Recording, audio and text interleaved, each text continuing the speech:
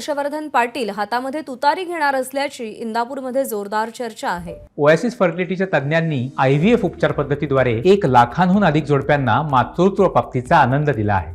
मोफत appointment book करण्यासाठी आजच संपर्क साधा। आयात उमेदवाराला संधी देऊ नका अशी भावना कार्यकर्त्यांनी व्यक्त केली आहे। इंदापुरातले कार्यकर्ते शरद पवारांची भेट घेणार आहेत। इंदापूर विधानसभेमध्ये कोणाला तिकीट मिळणार याकडे सगळ्यांचं लक्ष लागलेलं असतानाच कार्यकर्ते उद्या भेटीला येणार आहेत। इंदापूरमधून प्रवीण माने, अप्पासाहेब जगदाळे हे निवडणूक लढवण्यासाठी इच्छुक आहेत। जयदीप भगत आपले प्रतिनिधी सध्या आपल्यासोबत आहेत। जयदीप, गेल्या काही दिवसांपासून सातत्याने चर्चा आहे ही हर्षवर्धन पाटील यांचं शरदचंद्र पवार पक्षात जाण्याची।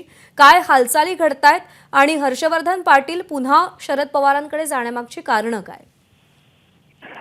खरं तर हर्षवर्धन पाटील हाती तुतारी घेणार असल्याची चर्चा गेल्या काही दिवसापासून जोर धरते आहे। त्याचं कारण असं आहे की सध्या हर्षवर्धन पाटील हे महायुतीमध्ये आहेत आणि महायुतीमधली जी इंदापूरची जागा आहे ती अजित पवार गटाचे जे दत्तात्रय भरणे यांची आहे आणि पुन्हा एकदा त्यांना संधी मिळू शकते अशी जी आहे ती इंदापुरात चर्चा जोर धरत असताना हर्षवर्धन पाटील निवडणूक लढवण्यावरती ठाम आहेत किंवा त्यांना कार्यकर्त्यांचा आग्रह आहे। पुढची जी भूमिका आहे ती पितृपक्ष पंधरवडा संपल्यानंतर हर्षवर्धन पाटील जाहीर करतील।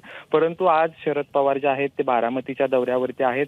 ज्यावेळेस शरद पवार बारामतीमध्ये असतात त्यावेळेस नागरिकांचा जनता दरबार भरत असतो आणि या जनता दरबाराला इंदापुरातून मोठ्या संख्येनं जे शरद पवार गटाचे जे लोक आहेत ते येणार आहेत, कार्यकर्ते येणार आहेत आणि ते अशी मागणी करणार आहेत शरद पवारांकडे की आयात उमेदवाराला संधी देऊ नका। आता नेमका आयात उमेदवार म्हणजे कोण, तर त्यांचा रोग जर हर्षवर्धन पाटील यांच्याकडे आहे।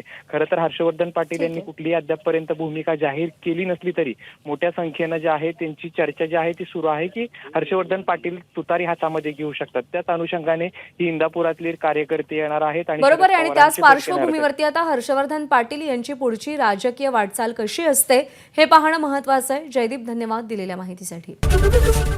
एबीपी माझा, उघडा डोळे बघा नीट।